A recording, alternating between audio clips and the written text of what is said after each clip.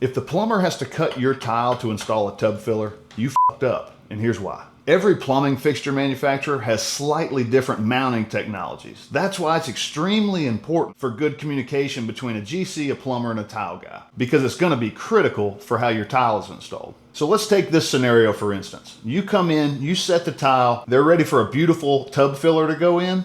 They know it's got a round hole. To the unexperienced eye, you just go drill a hole, mount this to the floor, and then hook it up. But that's not the case. This needed to be installed before the tile went in. That's because these stems here will mount into this plate, and then these will seat into the bottom of this tub filler and seal. Now it can get tough to lay this out in fine detail without finishes in place. So here's one trick that we use. We'll go ahead and set all of the floor tile and leave out the couple of tile where that filler is going to be, keep them clipped in place so that once the floor's in, we can bring that tub in, get it placed perfectly, lay out that vanity or whatever else is around it, place our tub filler to ensure there's proper overhang, and now we know precisely where to mount that bracket. Now every scenario is different, and in this one we've got a tight squeeze. I've got a vanity ending here, tub beginning here, so it was critical to get my in and out layout for my tub filler itself. So once we have our placement determined for the filler on the tile floor itself, I'm going to take some measurements from left to right to determine that center point so that I can pull these tile up and transfer that mark down to the subfloor so that we can pre-drill our holes and mount our mounting plates. Now this plate in particular, these outside 4 bolts are what's going to mount this plate to the floor. Now this will be beneath the tile.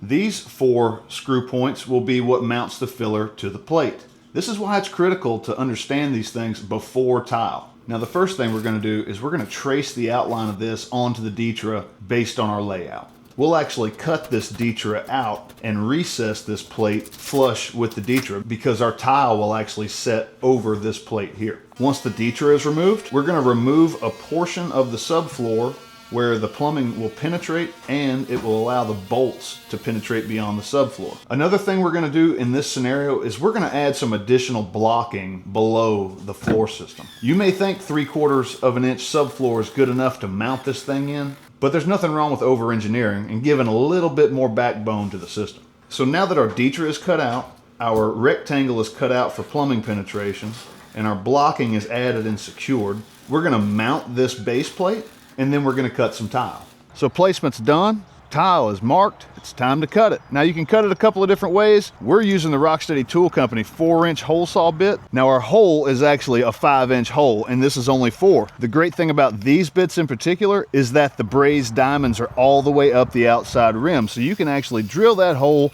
and mill back to your line. You can grab one of our large cones specifically for milling back to your line. When you're using these larger hole saw bits, it's very important to start at an angle and let the tool do the work. Don't apply pressure. Just work it in until you get the rim all the way penetrated into the tile, and then apply a light downward pressure and allow that bit to eat and sink through the tile until it goes all the way through. So with the tile cut, you can install the tile, and when the plumber comes to trim out and install the tub filler, it's going to go right into the hole perfectly. He can bolt it down, the escutcheon ring will go over. There's no worry about whether or not it's going to cover. There's no worry about whether or not this thing is going to be held nice and tight. Now imagine if you didn't know that. That's the communication breakdown between 3 people: tile guy, plumber, and GC. As the tile guy, when you get on site and you're tiling a bathroom, make sure you ask that GC, are there any floor penetrations? Are there any tub fillers?